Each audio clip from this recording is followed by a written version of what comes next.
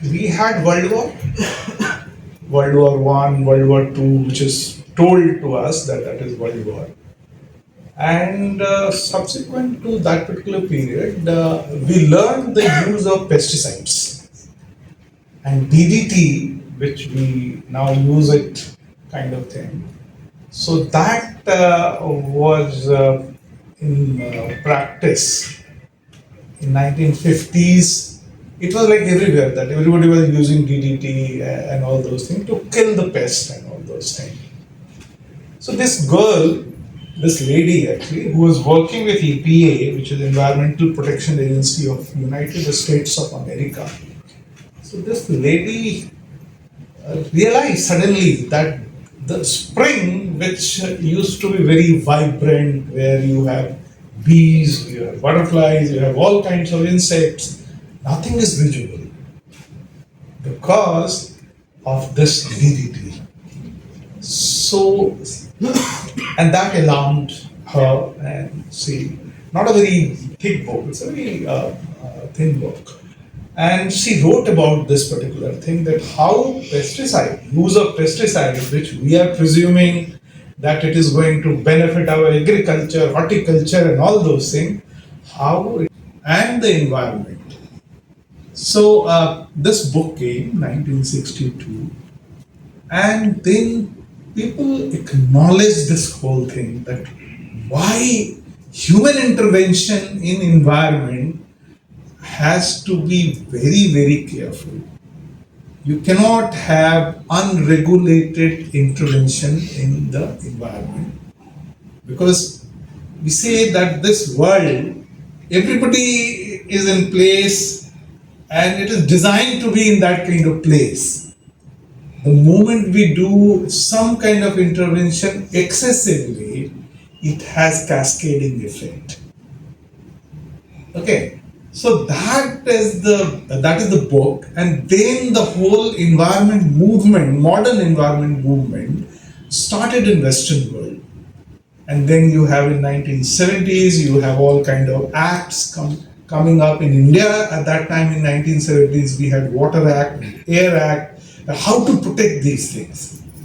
So that simple observation by an individual led to this kind of environmental engagement.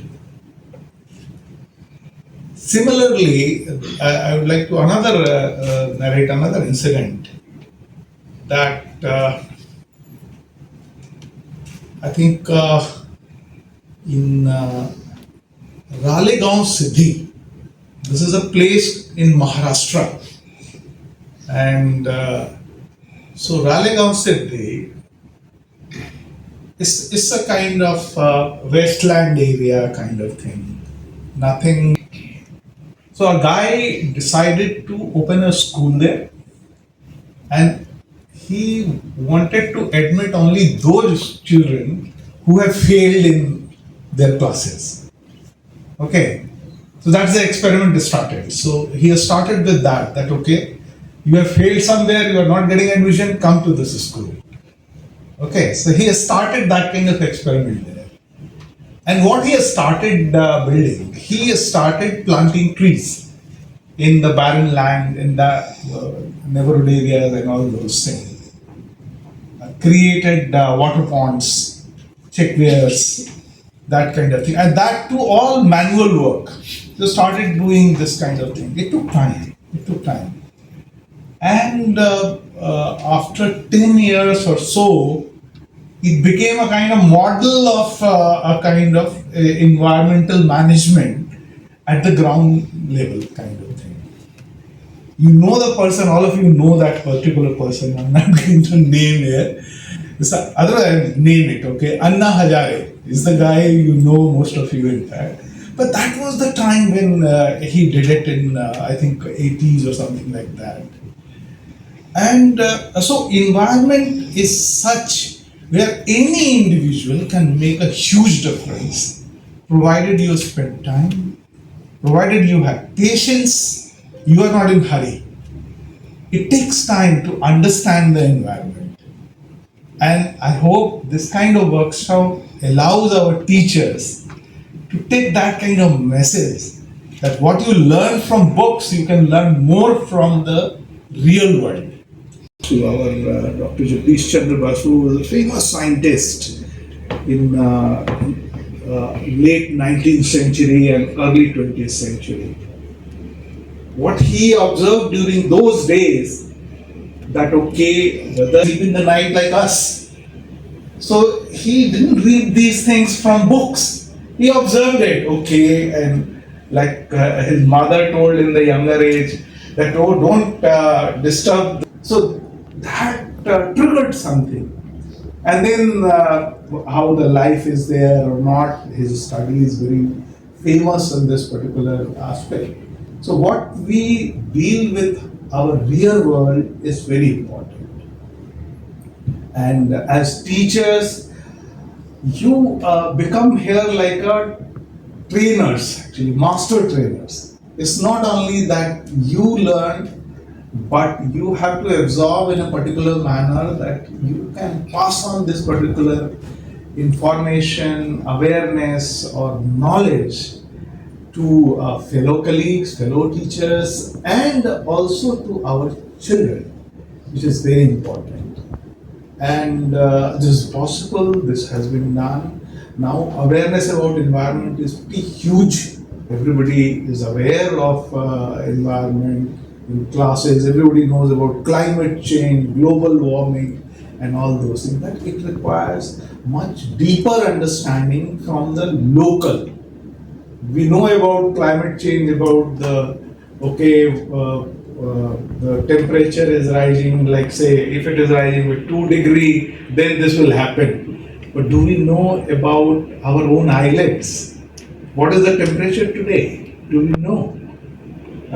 Do we know how the weather pattern in the islands we are having, how things are changing? Is it changing? So that kind of connect is important wherever we are, and I hope that this kind of workshop is going to lead to us in that direction where we are more connected to the current environment, the ecosystem. We learn about the value of ecosystem. There is a huge plethora of now papers and knowledge base about ecosystem services, how we can understand these things. This is the key to our future.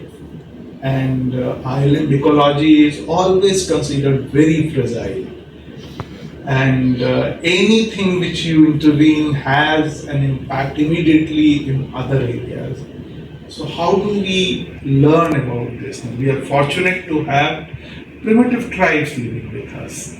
So we know how they live with the environment harmoniously, which we have forgotten because we have become so-called modern.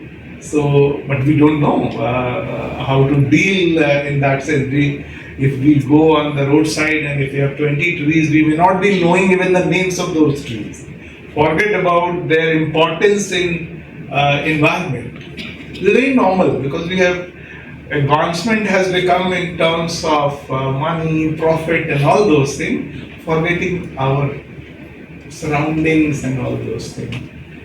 So earlier also when I was here, I was telling this particular thing. Let us revisit what we are having already and take those also into account when we are imparting any kind of knowledge to our younger generation, to our trainers, so that when they are going to teach about these issues in their schools, in their environment, they remain connected. If they are talking about a tree, then they should not be teaching that inside the classroom. They should be taking the children to near a tree. Okay, identify what it is, why it is there, or something like that. So, how you have come across here mangoes. Like anybody is surprised how many times it fruits here? More than one. In Andaman Nicobar, mangoes generally you have. I'm eating mangoes from one of my trees here. Even in December, January it was available, even today it is available. This is not true anywhere in the country. Why it is happening? That should trigger us. Why? Why? We should understand that. Then we can be more useful to the environment from that perspective.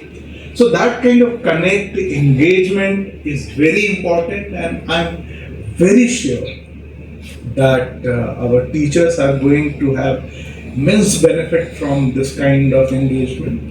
And as requested in the beginning, that you are going to have this kind of session across the islands. Please cover everywhere. If you have lectures and all those things, please get in touch with our education department, put it on their portal or something like that, so that everybody understands it. Also create a smaller modules of maybe 5 minutes or kind of thing.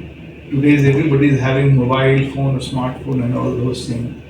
So there we can talk about the local ecology, local ecosystem and all those things, because knowledge must be made available to everybody. That is our task, that is our job. All institutions are made for that particular purpose.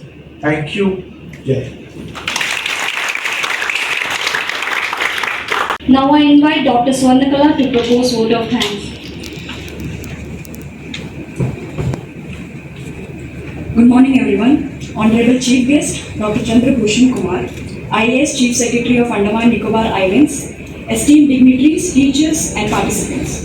It's my privilege to propose vote of thanks and acknowledge the presence of the graceful audience gathered here for the inaugural function of 3-day training workshop on awareness and promotion of life activities sponsored by Ministry of Environment, Forest and Climate Change. I, on behalf of Zoological Survey of India, Andaman Nicobar Regional Kumar, IAS Chief Secretary of Andaman Nicobar Islands, who spared time from his busy schedule to grace this occasion and enlighten all of us with these inspiring words. Thank you, sir, for being here with us today. I would like to offer a profound thanks to all the teachers who have come from different parts of the islands. We hope that this training program will provide you with valuable insights and practical. Viti Banerjee, Director, Zoological Survey of India, for guidance and support for organizing this event. I also extend thanks to all our most valued guests, dignitaries and everyone gathered here for their cooperation in the institution of this event.